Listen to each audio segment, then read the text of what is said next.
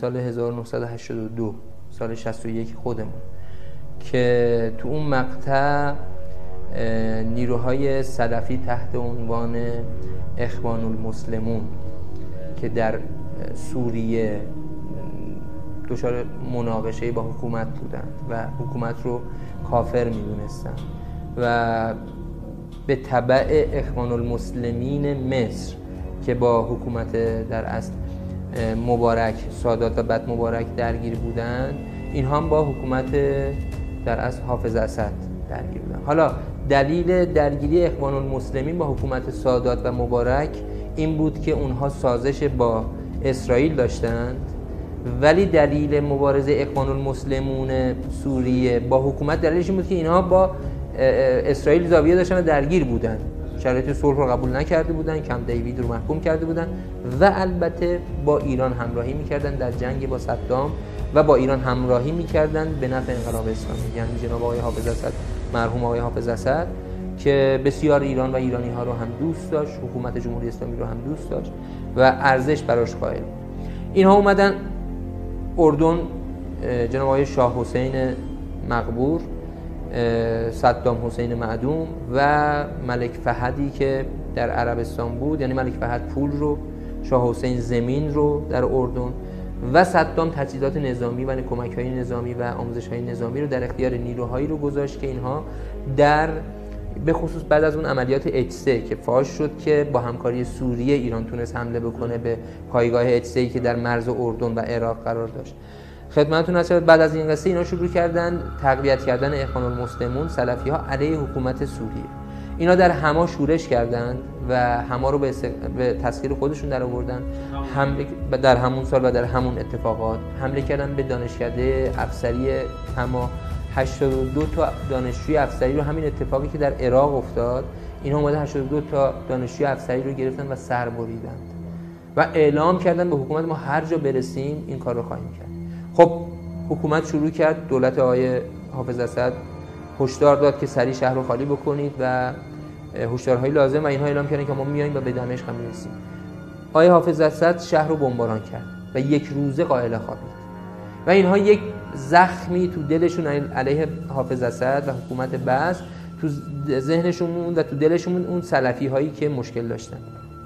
تا اینکه اینها بعد از این اتفاقاتی که بعد از جنگ 33 روزه افتاد و بعد جنگ 22 روزه غزه، جنگ تموز و جنگ غزه، به این نتیجه رسیدن که یعنی اسرائیل و متحدین اسرائیل و دول در از ارتجاع عرب به این نتیجه رسیدن که ما تا این پل ارتباطی محور مقاومت که بین ایران و کشورهای شامات، سوریه، لبنان، فلسطین و اردن و مصر هم که یک گوشه ای از در اصل این جهان اسلام واقع میشد، تا نتونیم این ارتباط را قطع نکنیم، این ماجرای شکست خوردن اسرائیل از نیروهای مقاومت همچنان هست.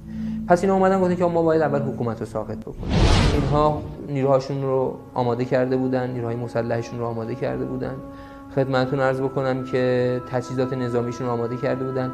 بزرگترین و مجهزترین بیمارستان صحرایی دنیا رو که از خیلی از بیمارستان‌های مجهز فعلی ما مجهزتر بود، توسط دلارهای نفتی شیخ حمد قطر اینها در مرز اردن مجهز کرده بودن و تجهیز کرده بودن، آماده بود.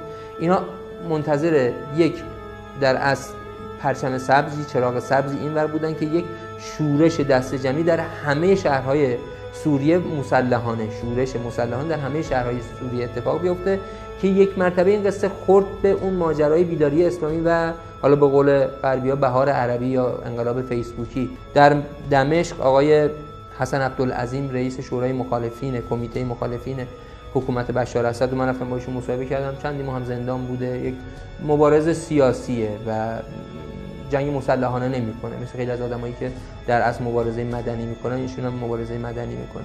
با عروه قنوم من مصاحبه گرفتم، در اصل رهبر دانشجویان دمشقی که اولین راهپیمایی دانشجویی رو علیه حکومت بشار اسد راه انداخت و عروه قنوم برای من اعترافاتی کرد که از هر چیزی شاید بگم برای من بزرگتر و مبارکتر بود.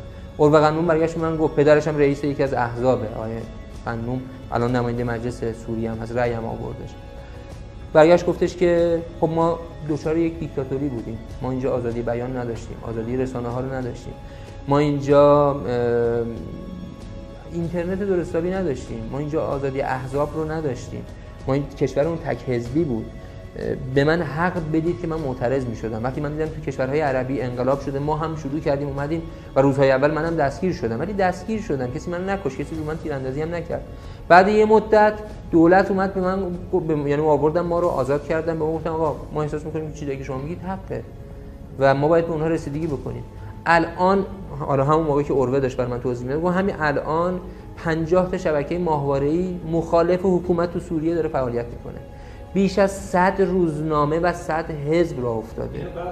بعد از اعتراضات بود که خود آقای بشار اسد اومد اعلام کرد که آقا من قائل به این هستم که اصلاحاتی باید تو حکومت انجام بشه و این اصلاحات انجام شد. روزنامه و احزاب و کسانی که قبل از اون اصلا محکوم زندانی بودن الان رئیس حزب شدن و انتخابات برگزار شد و انتخاب شدن، توی مجلس حضور دارن این آدم‌ها. خب اروه قندون گفت من دقیقاً چیزهایی رو از رئیس بشار می‌خواستم و رئیس بشار بیشتر از اون به من داد. بعد من دیدم که نه، این قصه قطر پس چی میگه؟ عربستان کجای ماجراست؟ ترکیه چی داره میگه؟ بعد اینا دارن سلاح دستشون میگیرن، پس علیه کی دارن میجنگن؟ خب من اعتراض داشتم، به اعتراضاتم رسیدم، به اون موردایی که اعتراض داشتم رسیدم، پس این جنگ چیه؟ بعد فهمیدم که قصه دیگه ایه. همین الان بنده خودم آمادگی این رو دارم، اینو اروه میگفت، سلاح بگیرم دستم و از حکومت رئیس بشار دفاع بکنم، چون این حکومت الان به حقه، ولی اون جایی که اون کسی که داره سلاح دستش میگیره برای شیخ حمد داره میجنگه، برای اون موقع حالا عبدالله بود، برای ملک عبدالله داره میجنگه، برای این یکی ملک عبدالله اردن داره میجنگه و من هیچ سهمی از جنگیدن اینها جز ویرانی نخواهم داشت. خب ببینید آدم‌هایی بودن که اعتراض میکردن و بعد خود اینها اعتراف هم کردن. خب بعد دقیقاً همین اتفاق افتاد. این کشورهایی که در اصل آماده این بودن که یک شورشی در سوریه اتفاق بیفته، یک مرتبه دیدن که همه جا انقلاب شد، تو عمل انجام شده قرار گرفتن دیگه، اونجا شروع کردن تا بخوان سلاح توزیع کنن، یه عده مخالف سلاح بودن، یه عده موافق بودن.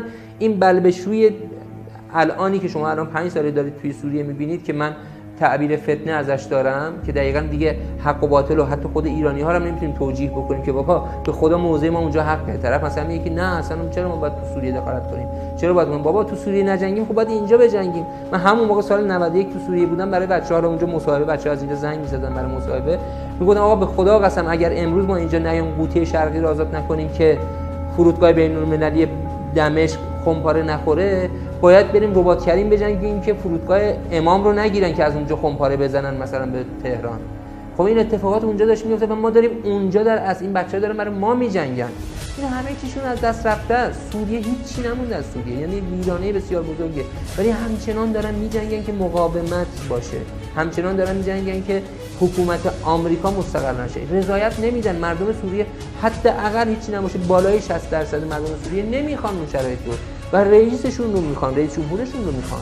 اگر غیر از این بود که چطور توی مصری که 18 روز رئیس حکومتی که همه دنیا داشت ازش حمایت میکرد ولی فقط مردمش و جمهوری اسلامی ایران باهاش مخالف بود، ظرف 18 روز ساقط شد.